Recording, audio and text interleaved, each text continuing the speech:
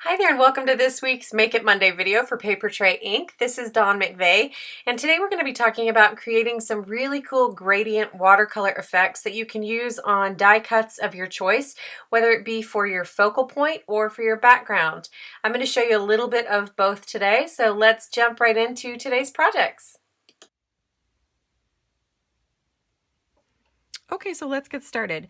I made this card a little while back using a paper clippings congratulations die cut. I cut the shape out from watercolor cardstock, colored on a bit of color with my Zig watercolor markers, and then blended that color out with a water brush. Super easy to do, but you can see it creates a really cool gradient effect. You can do the same thing with ombre, like an ombre color palette or rainbow colors, or of course you can do gradient colors, which is what we're going to do today. Also, you can do this on these large word die cuts for really pretty just some really interesting color effects, but you could do the same thing on any kind of die cut.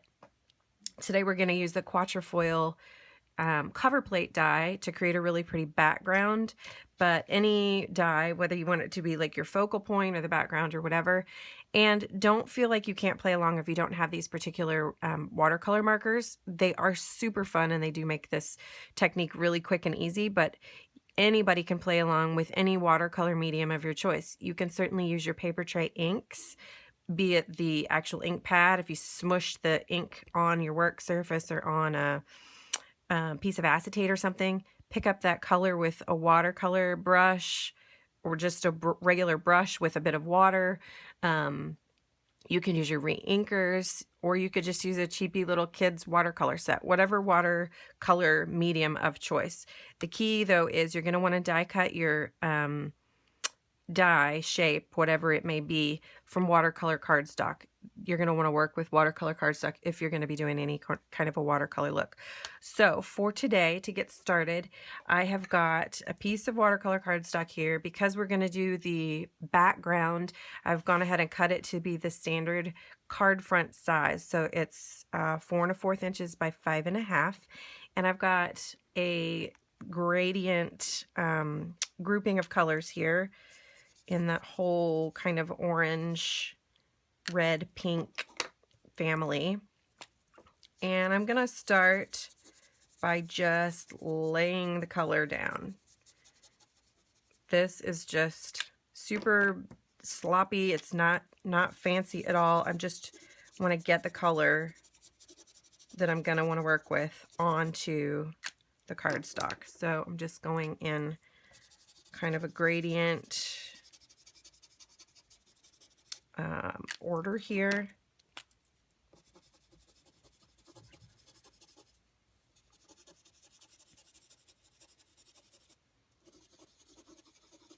Just scribble the color on. You don't have to be precise or fancy or anything.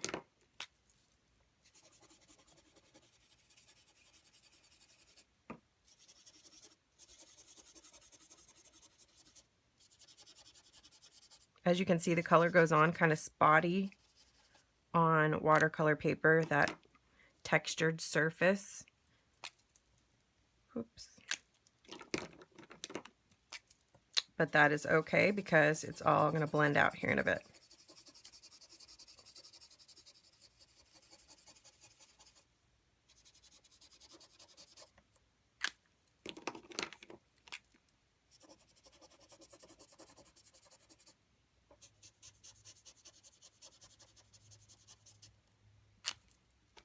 And now for the fun part.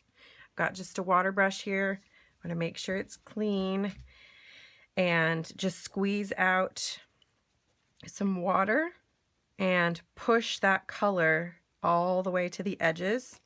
And then I'm going to blend it into the next color and smudge the line between those two. Then I'm going to clean my brush, because now that I've got color 1 and 2 blended together, I want color 2 and 3 to blend together, but I don't want to drag the first color into the third color. Does that make sense? I want to keep each color, the line between each color, just blended between those two. I don't want to add a bunch of yellow down here into the orange, and so on and so on. So I'll clean the brush between each row, and that'll help me to get a more gradient look. And you can see that I'm just pushing that color right to where I want it to be, just to fill all the space in. I'm going to clean that brush, and now I'm going to move between rows 3 and 4. Just squeeze out some water, push the color down into the next one, and blend those two colors together. I'm going to pull a little of this color back up, clean the brush off, and now I'm going between rows 4 and 5.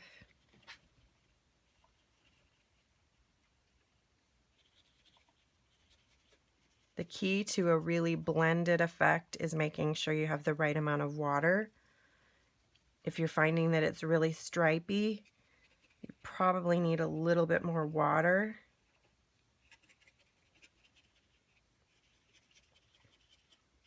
Usually that'll help blend things out. If you get too much water, you can grab a paper towel and dab it off.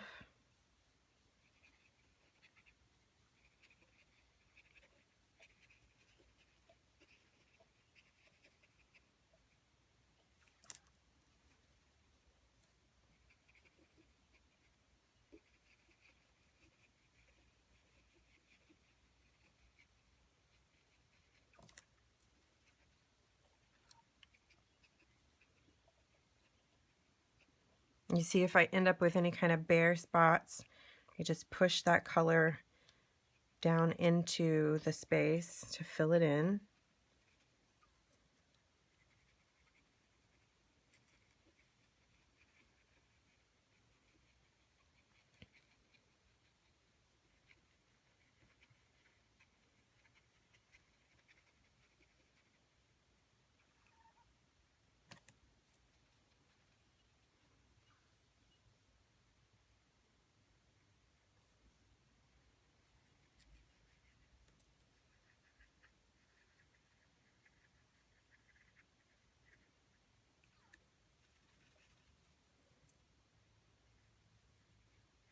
And bring a little of that pink up and fill in. You can see up at the top, my color migrated over a little bit. Got a bit of a line there. So we just blend that out. Put the yellow back where I want it to be. Same over here.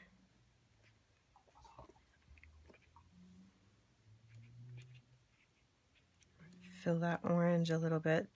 You can totally just play with it and manipulate it however you need it to blend in and fill that space however you would like.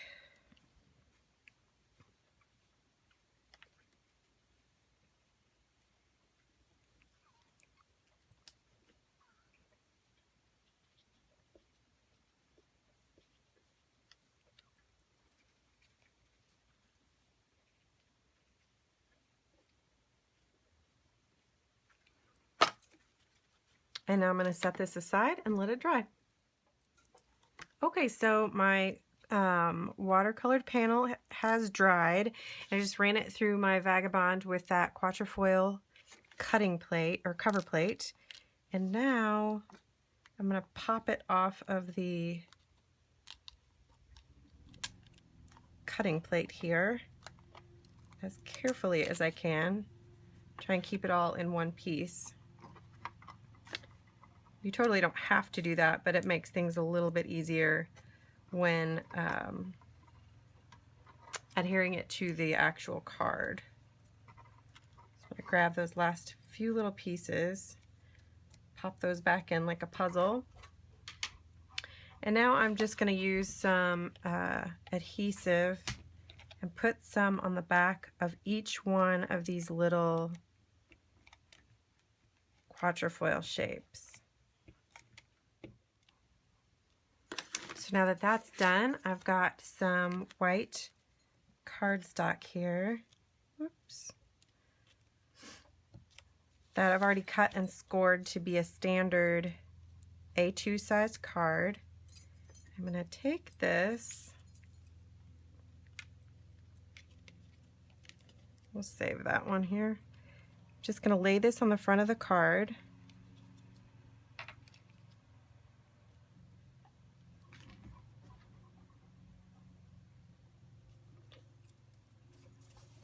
I'm going to press all those pieces down.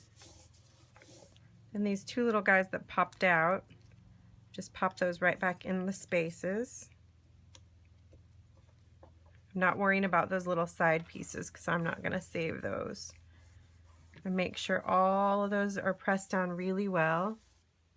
Oops. And now we're just going to pull this frame off.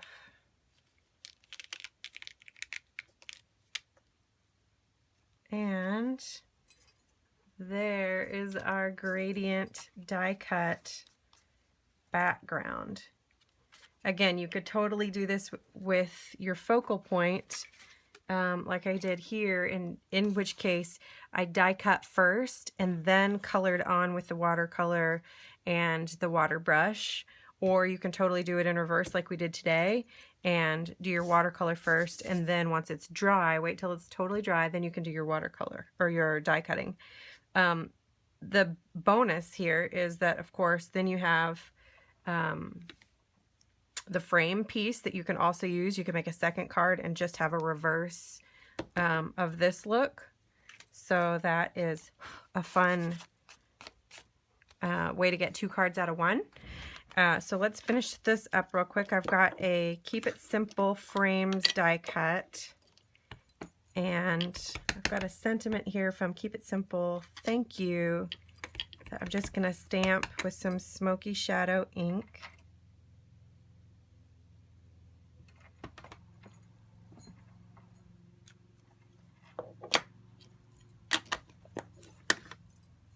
And then we'll pop this on the front of the card.